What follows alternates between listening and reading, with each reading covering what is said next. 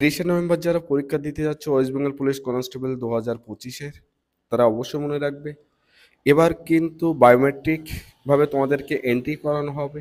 আর এই বায়োমেট্রিকভাবে এন্ট্রি করানোর জন্য তোমাদের কিন্তু আধার কার্ড অবশ্যই প্রয়োজন।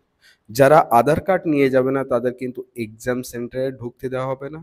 এই জন্য ডকুমেন্টস হিসাবে সবথেকে জরুরি যে ডকুমেন্টস সেটা কিন্তু আধার কার্ড প্রত্যেকের সাথে নেবে।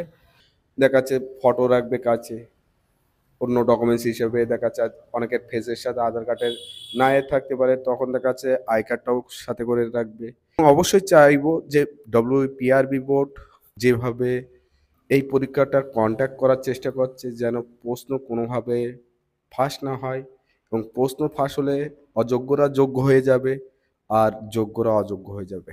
এবার পরীক্ষা যদি স্বচ্ছতার সহিত পিআরবি বোর্ড নিতে পারে, যারা নিজেরা পরিশ্রম করেছে ১-২ দিনের জন্য না, এই ২ বছর ধরে, কেউ ৩ বছর ধরে, কেউ ১.৫ বছর ধরে, তারা অশেষ কৃতজ্ঞ থাকবে। কারণ যোগ্যতার মাধ্যমে নিয়োগ অবশ্যই দরকার।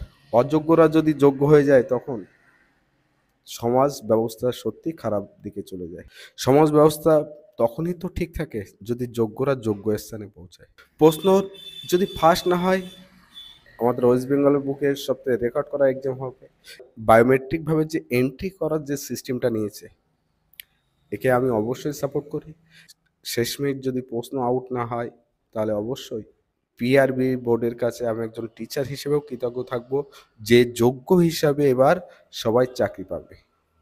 জয় হিন্দ।